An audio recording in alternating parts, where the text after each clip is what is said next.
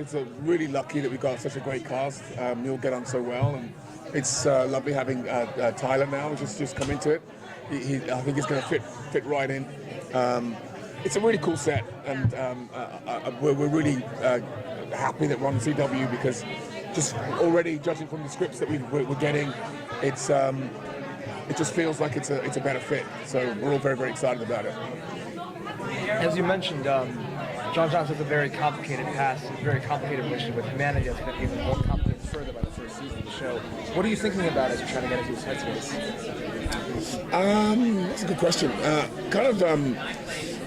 mean, that was very helpful for me to kind of get into that kind of headspace. And the fact that he hasn't really told anybody his story, so that was also helping me bond with Chyler. The fact that I've kind of become a father figure for her because he's lost his own children.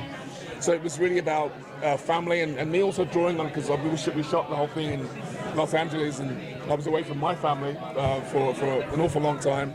So I drew on that sense of isolation and loneliness, and he's just such a cool character to play. So I'm really looking forward to exploring him more this season. How's the switch to the CW? Like I said, it feels great. I mean, the scripts already feel comic booky, if that's the word. But I think fans are going to be really excited. I mean, I think there's a fight in the second episode, which is Kara, me, and Superman taking on this, and it's just. Just reading that, you just think this is going to be awesome. So I think TV fans are going to really, going to see the difference, and I think they're going to enjoy it. Is there anything personally you'd like to share about any other projects we should look out for in the future? Well, the Night Manager went really, really well, so that's just been nominated for an Emmy, so hopefully that's going to be really, really cool. Congratulations. Thank you very much. So yeah, if you look on iTunes, I'm actually competing against myself now. I think it's Supergirl and then the Night Manager, so I'm doing pretty well. Theatrical trained actors. Do you find that theater really helps in this heightened superhero reality? What's great about that is that everybody kind of brings their A game to the set. There's no there's lots of messing around, there's lots of pranking, but what's wonderful about it is that when it's time for action, everybody brings their A game, and it's fantastic. And having Jeremy and Melissa. Sometimes they break out into song, and they've just got such awesome voices. So it kind of makes the day go very quickly. Yeah. Last question. John is a character who's had pretty tragedy traumatic. He has a Strength. He's a really mentally strong guy, and what's really great, and what even some of the fans have noticed, have said to me through Comic-Con, is that he's got even though he's an alien, he's got such humanity, and that's, for me, that's a real buzz. That there's just so much depth to the guy that I think that kind of helps him to kind of bond with people and hopefully see the goodness in people. Great. Thank you, guys. We got Sarah for you.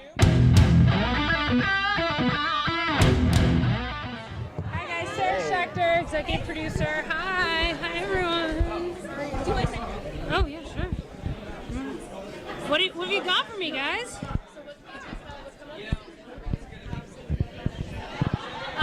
Very soon you'll find out who it is in the pod, but it'll take a little bit longer to unravel what that person's motivations, backstory, in relationship to Kara will be.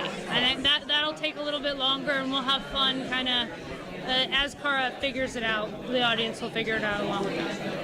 In the first season of the show, it seems like you were trying to keep the continuity with the film universe in sort of like a limbo or an ambiguous state, because you never showed Superman on camera. What led to the... That was a film universe and a television universe. So it wasn't out of deference to the film universe, it was out of deference to establishing Supergirl. And really wanting... The show's not about Superman, but it was like really establishing Kara and her strength, and she's the center of the show, and not wanting to distract from that. And now that we're going to season 2, we feel like we've done that. And it's so clearly her show, she's so clearly equal to Superman, that now we felt like we could bring him in. Speaking of, like the show is about Kara. What do you think about a woman being this story being about a girl, badass girl? How important it is for the I think it's fans? important to fans. I think it's important to the world. I think it's important to little girls, and I think it's really important to little boys. I think that women are as strong as men. Hopefully, we'll, knock on wood, have a female president soon. And I want girls and boys to realize that girls can do anything that boys can do and can be just as strong and just as much of a badass. And I think Greg Berlanti and I have really strong women on all of our shows, like, from Blind Spot through all the superhero shows. And so we're really proud of it, and we just hope that there are more female superheroes and heroes on television. Can you share with us your personal experience with Supergirl growing up? I grew up, still to this day, my absolute favorite superhero movie is Dick Donner's Superman movies. And so in terms of Supergirl, I don't think that growing up, I loved superheroes, but Supergirl wasn't sort of as prominent and didn't seem like a tier 1 choice. And I think a lot of little girls, and myself included, grew up having to kind of align ourselves with male heroes. And now I think it's so awesome that girls don't have to do that. It doesn't mean they can't, but it's just nice that they can have people that are at the same level as. And so it's in my mind, girl is not. It's not. I think Cat Grant handles that really well in the pilot, but it's more in the spirit of Kathleen Hanna and Riot Girls to say we're taking girl back. It's not a less than. Oh my God, it's so fun. We've wanted to have her involved for a while, and I think all the shows, especially Andrew Kreisberg, one of the co-creators, is maybe the biggest nerd, and so these are the kind of things that give him such a huge thrill. But for all of us, we're so excited to have her. Cat. I mean, Cat Graham for me was inspirational. I loved Callista. Like, it was a powerful woman doing what she had to and with feelings and everything. And how is it going to work now that you guys are filming in Vancouver? And is she still going to be? She's still going to be on the show. I think that you'll see less of her, but it's also quite natural because Kara has a different. She's sort of moving up in the world, and so she wouldn't have being Kat's assistant. She sees Kat all the time. And now I think it as she's moving in and exploring other kind of work opportunities at Catco, you'll probably see less of it. And also I think Kat has been inspired by what she witnessed in season 1, and it changes her. But you'll still have, she still will be quite the sharp-tongued badass. The Flash was delightful in that it wasn't a crossover where there was like heaviness or angst, but he really was so in awe of her. Why did you guys decide to do that so early in the run of a crossover? I mean, well, it's a part of the sort of the way that we like to reward our fans of all of our shows. I mean, we did it with Arrow and Flash. I mean, Flash started on Arrow, but and then with Legends of Tomorrow, it's just kind of part of the fun of having a universe is that they get to visit each other. And Grant is phenomenal, and Grant and Melissa just have such great chemistry, and they're friends from Glee, and so it just seemed like it would be a lot of fun. And part of what we want to give people is that sort of like, not to say angst-free or drama-free, or these shows should represent and help us to kind of process the way that the world is, but at the same time to offer something like lighter and more hopeful and positive.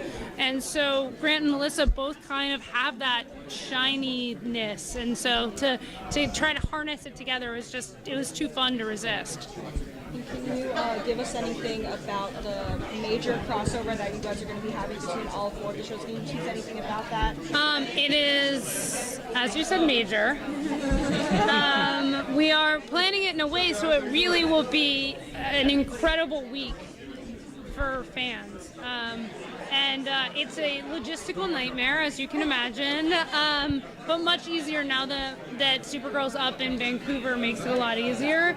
And I think it's a lot of fun, and it really gives us, it's just fun too, like, as you know, Superman is in the first 2 episodes, and to see how everyone in National City responds to him, it just gives you a flavor of how, like, part of the fun of the crossovers is seeing people in each other's worlds and how people react to them.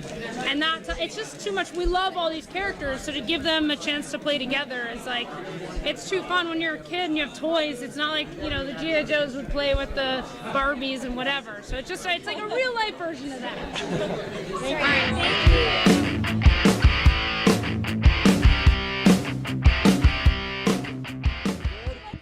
Oh, sure. There you go. Yes. Yeah. Surreal.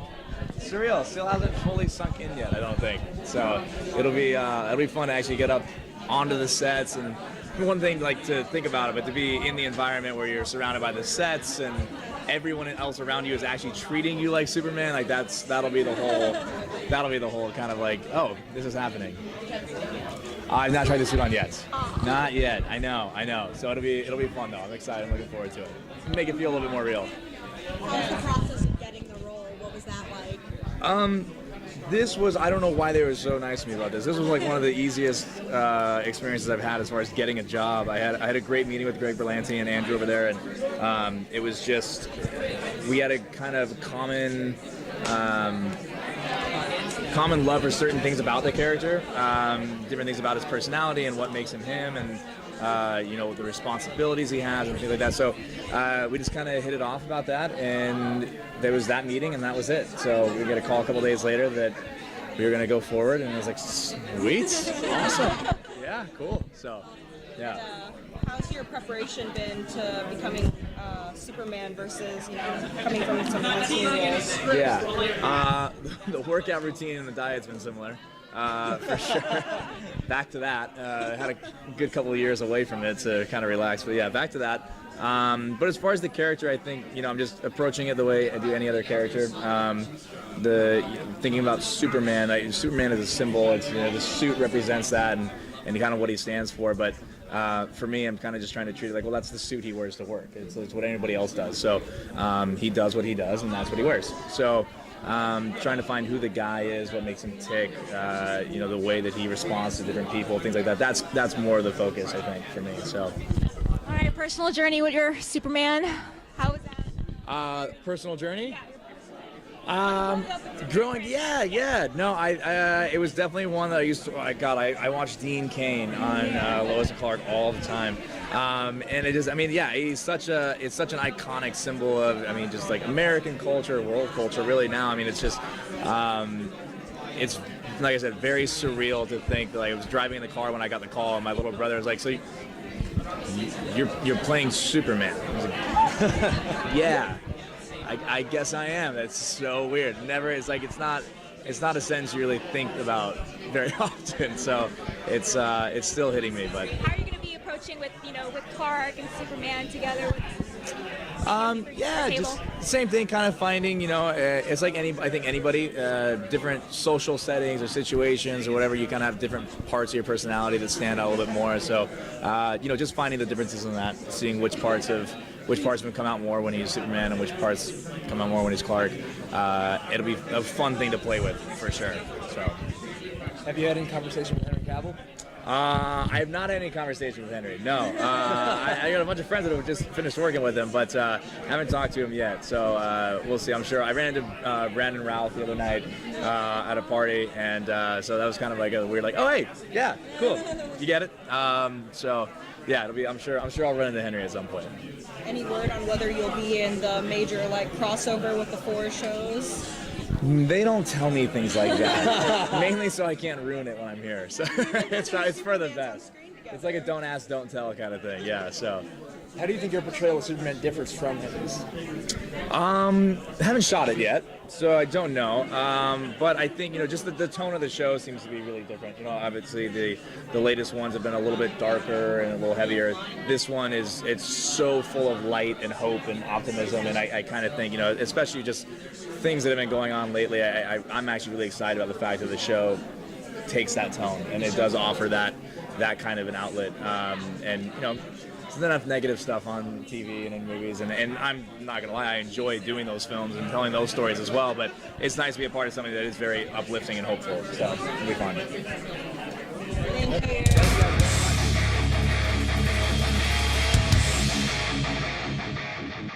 I've got Chyler for you. Hey there. How's everybody doing so far? Good, good. Oh yeah, sure.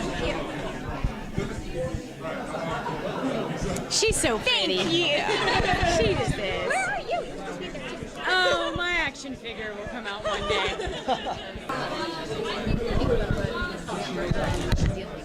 Well, I mean, I know that that's a big mission, obviously, for Alex and for Hank/John, and for Kara as well, to really try to figure that whole storyline out. And we end up learning a lot of like how deep that rabbit hole goes, and and how much is really involved in it. And Project Cadmus is a very bad place, and it brings about a lot of big bads that we're going to come into contact with in the first few episodes. But obviously, I mean, that's a very big goal of hers, to find that out in general, that he's potentially still alive. And we were always joking, David and I were joking about it, and I kind of just said like hashtag Daddy Danvers ain't dead. And so it's kind of like it was just so maybe Daddy Danvers ain't dead. So we'll find out. A little, but how is it growing that relationship between the three of you? I think it's such a great relationship. I love it. I love it so much. I love those two. They're so fun to work with, and just we're in it. You know what I mean? Like, we're just so dedicated to it, and just really adamant about telling a great story. With these great characters, and they're so well rounded. And it's so much fun for me because Alex originated with the show. Like, there is no Alex Danvers in the comics, and so to be a part of their story as well, it's just a really cool thing to do, and kind of, I guess, to be with like Supergirl and Martian Manhunter. Like, it's just really cool. Yeah, but I love the bond between the three of them, and that they get to really work together, and all the different elements that they bring. And Alex, she doesn't have superpowers, but she's still powerful, and she can still hang. You know what I mean? Maybe one day she'll fly. I don't know. Get a really cool belt. Your character's relationship with Kara is very much the core of the show. Like, it's this bond of sisterhood. There's a lot of love there. There's also like a lot of tension, right? Yeah. The biggest moment is when the character killed Astro. And it seems like things have ended a little bit, but is there still some underlying tension as we go into the second season? Yeah, I mean those things. I mean, how do you can't ever like erase that. You know what I mean? So yes, there's going to be a part of that, and even with the Red Kryptonite episode, with some of the things that Kara had ended up saying to Alex, it kind of went both ways in a sense. And so there's a lot of truth to what happened, but they're sisters. And what I love so much about it is, yes, there's difficulty with family. Yes, you're going to run into those kind of things, but it's always family first. And I mean, that's a personal thing for me as well. So I think, and I love Melissa with all of my heart. So for us, it's very natural to do a lot of this. But even in those Red Kryptonite scenes, and the scenes where our characters are a little, not rivalry, but where they're fighting a little bit, it's hard.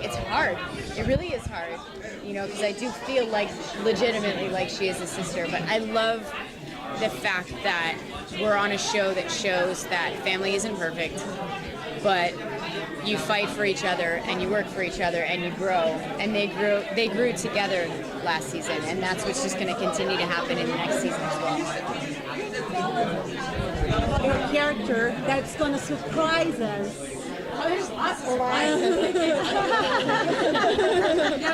This season for Alex, the group effort the group journey for her is obviously with the Project Cadmus thing and trying to find out about her dad.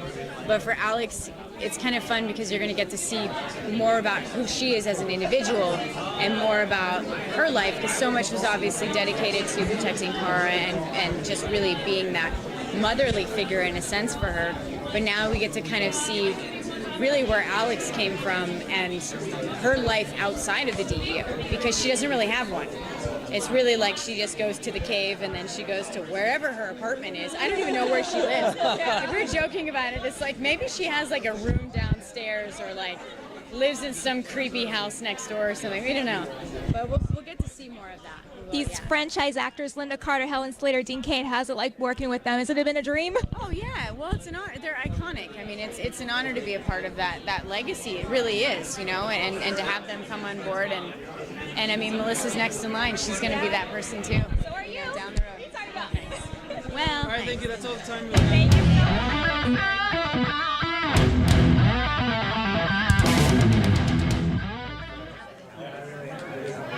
It's gonna be here now. Yeah.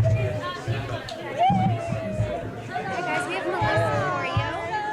How are you guys? How are you? Good. No, of course.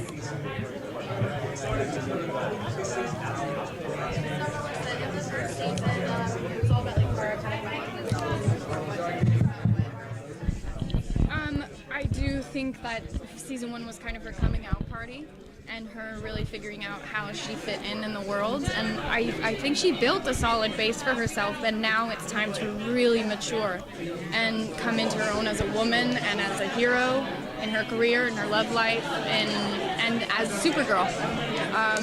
Really learning how to juggle it all and find balance. It is for you to play a Supergirl in this era that everyone is talking about women's power and empowering the kids, the young girls.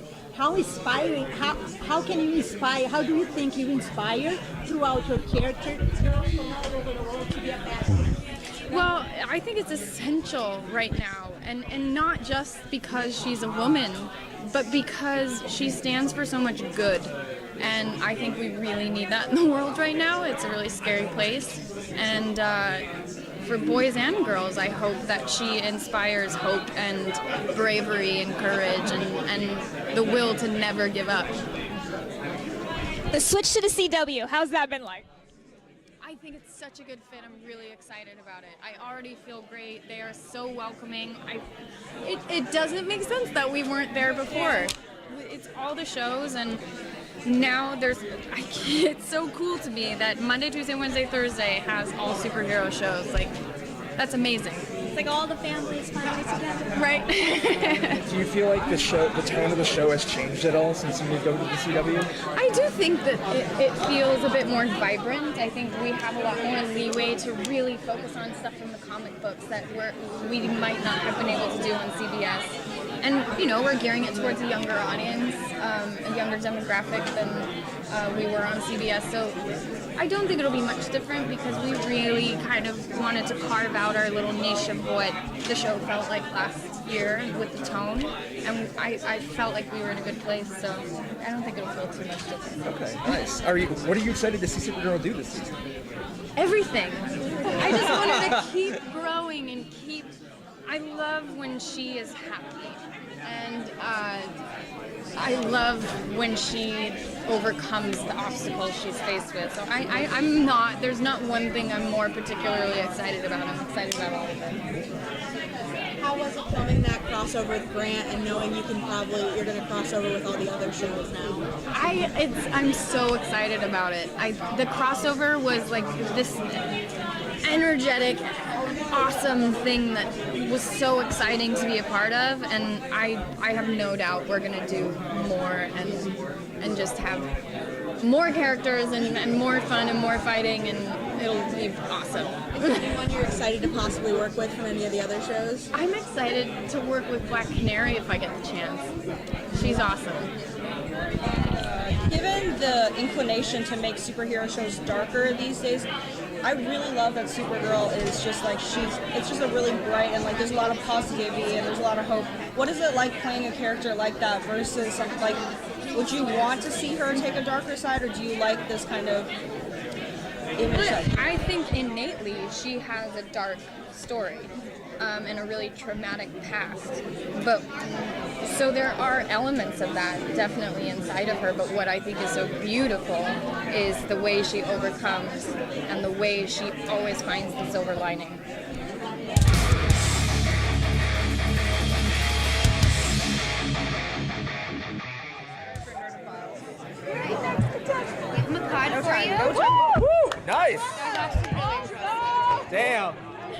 impressive.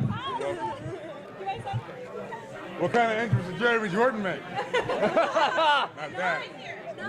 What a jerk. All right, let's move on swiftly. How's it been with your romantic storyline this season, and what can we expect from the second one?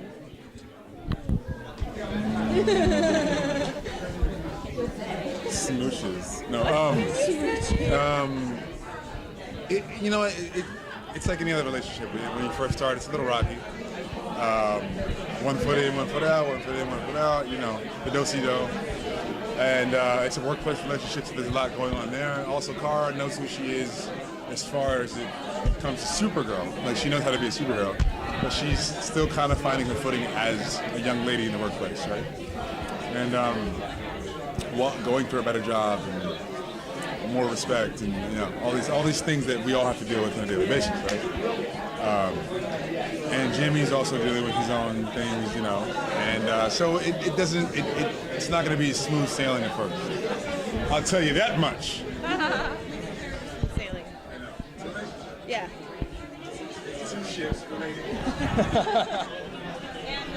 What has it been like taking on a character like Jimmy Olsen throughout season 1? Kind of developing your own version of this character. Did you do any research?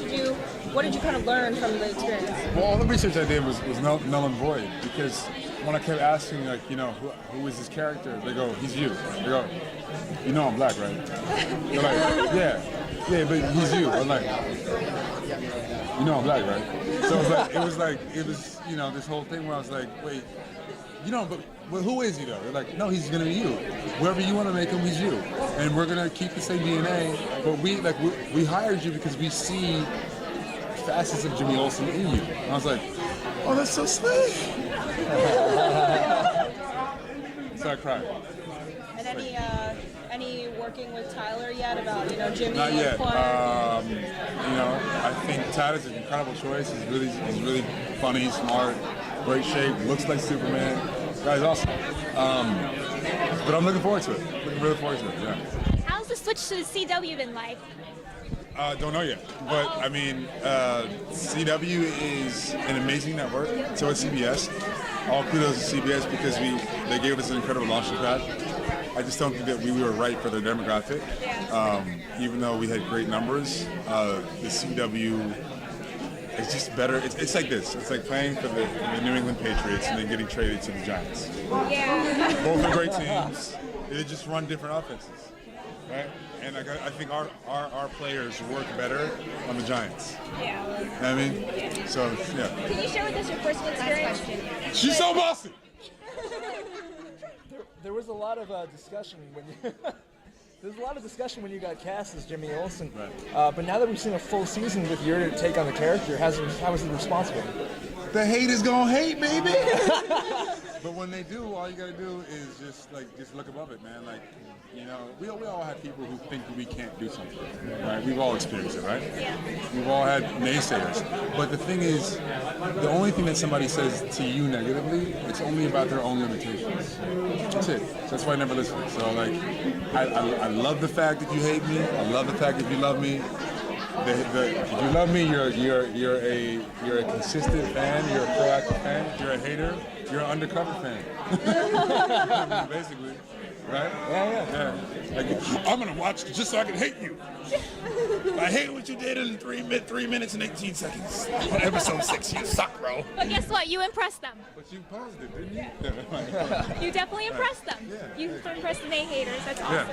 Thank you, guys. Thank you. Thanks, guys. Appreciate it. Is it awesome? Yeah. Uh-oh. I love that. Yeah. Thanks, man. Hey, what's up? Hey, JJ. Hey. Thank you. Sure, Jordan.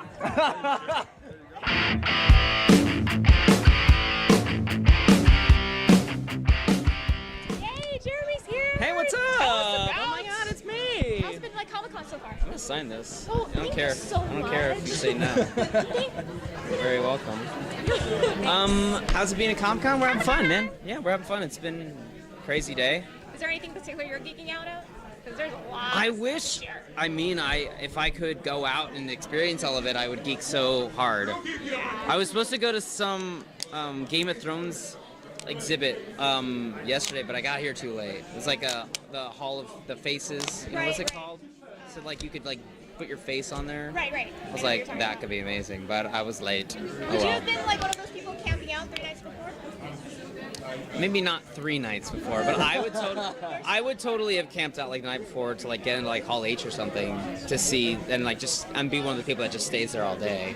I totally would have done that. You still got But, one more day to do it. Dude, I gotta go to work. I wish. So how's it been making the jump from theater to TV? It's been great. You Yeah. know? I mean, I've done a little bit of TV, then gone back to theater, then TV. Although I do miss theater, it's been a little bit of a time for me. But you know, it's super. Honestly, like TV's way easier. You know, you work 8 shows a week on theater. You don't have weekends off. TV, you get paid more. You get weekends off. You sit around and just play video games on your phone the rest of the time. It's cake. And you had Laura Benanti on. You got some theater. Oh yeah. I mean, we definitely have our theater. We have some singers in the cast, so we just goof around and sing songs all day. Can't imagine what you guys do backstage or behind the scenes, I should say. Behind the scenes, I mean, you know, we're pretty normal, but we definitely get to goof off a little bit, and we try to have as much fun as possible. You know, these long days, you have to make it exciting. You know, it's gonna be interesting moving to Vancouver with a whole new crew.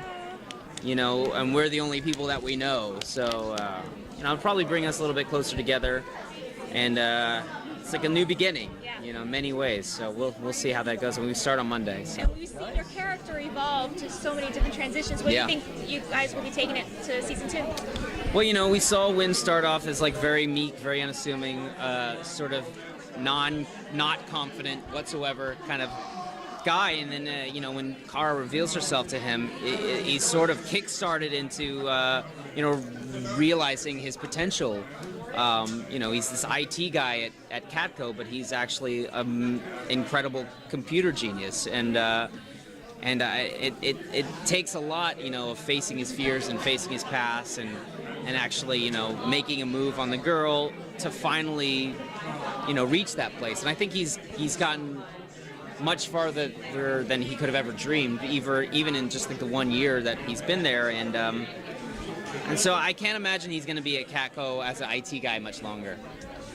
So, are there any characters you're excited to interact with now that you guys are on the CW and you have all those other shows? Yeah, I mean, I think I just want to like I want there to be like a nerd off, you know, between all the shows. Yes, and you know, throw some Victor Garber in there. Yeah. Just everybody just getting super nerdy for like 10 minutes and just going like just commit to the nerd and then see. I don't know. I think it'd be fun. Wynn, Cisco, and Felicity would definitely have a great. I mean, Wynn loves meeting superheroes. You'll see when he meets Superman. It's like meeting, you know, it's like meeting God, basically. For Wynn, he's just like, you know, he might cry a little bit. So Wynn's like a good guy, but you know, he has got a dark past, right? His Sure. dad's a toy maker. Could we see him going down a maybe a slightly darker path at any point in the next season? You know, I wouldn't rule it out, but I will say, you know, when we did this last year, everybody thought I was going to be a bad guy, and then I wasn't.